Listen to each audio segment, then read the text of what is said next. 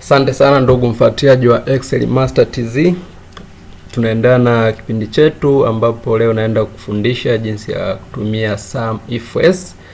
Tunaendelea tuna mifano mingine. Kipindi kilichopita pia tulijifunza kuhusiana na SumIF na SumIFS. Sasa leo kwa mfano ukiangalia data zetu hapa, nina mikoa, nina mauzo ya kila moja, lakini pia nina bei ya mauzo. Kwa mkoa wa Dodoma, mkoa wa Singida, mkoa wa Mbeya, mkoa wa Songwe na mkoa wa Pwani. Nataka mimi nitafute, lengo langu leo nataka nikufundishe jinsi ya kutafuta jumla ya mauzo ambayo ni zaidi ya 1000, jumla ya mauzo ambayo ni zaidi ya 1000 kwenye kila mkoa. Na maana tutafuta jumla ya mauzo ambayo ni zaidi ya 1000 kwa mkoa wa Dodoma, mauzo ambayo ni zaidi ya 1000 kwa mkoa wa Singida, kwa mkoa wa Mbeya, kwa mkoa wa Songwe na kwa mkoa wa Pwani. Hilo ndo lengo letu leo. Kwa kama kawaida, sababu tuna condition au criteria ya mkoa na kuna criteria ya mauzo ambayo ni zaidi ya 1000. Kwa tayari hapo tuna criteria mbili. Kwa lazima tutumie SumIFS.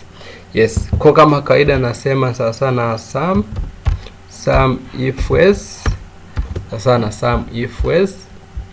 Na hapa sasa hii hapa ndo nataka nifanye summation ya mauzo ambayo ni zaidi ya 1000. Kwa hiyo hapa ndo range yangu summation nitaenda kuzifanya koma, nitaenda kwenye range nyingine ambayo ni ya mkoa, range ya mikoa, koma. Kwenye hiyo range ya mikoa naenda kutafuta mkoa wa Dodoma na uklik hapo mkoa wa Dodoma, koma. Baada hapo naenda kwenye range nyingine sasa ambao ni ya mauzo, kwamba kwenye range sasa ndo naenda kutafuta mauzo ambao ni zaidi ya 1000. Kwa hiyo na click hiyo range yangu nyingine ya mauzo, koma, ambapo sasa zaidi hiyo ambao ni zaidi ya 1000 mimi nimeshaandika kabisa hapa greater than 1000. Kwa nita click hapa kama kawaida. Nishamaliza. Kwa hapo formula yangu inamaanisha kwamba naenda kwenye ile range yangu, naenda kutafuta mauzo ambayo ni zaidi ya 1000 kwenye kila mkoa. Na maana kwa mkoa wa Dodoma, mkoa wa Singida, mkoa wa Mbeya, mkoa wa Songwe na mkoa wa Pwani. Kwa range zangu kama kawaida naenda kuzifungia, range zangu kama unavyoona hapo ndugu wafuatiliaji wa channel yangu. Naenda kuzifungia hizo hapo, hizo range zangu naenda kuzifungia ili nikidrag isiweze kuhama. Ili nikifungia isiweze kuhama. Nishamaliza kama kawaida. Kwa sasa hapa nina drag tu ili nipate mauzo ambayo ni zaidi ya 1000 kwa Singida, mauzo ambayo ni zaidi ya 1000 kwa Mbeya, mauzo ambayo ni zaidi ya 1000 kwa Songwe na mauzo ambayo ni zaidi ya 1000 kwa Pwani. Nina highlight hapo hivi.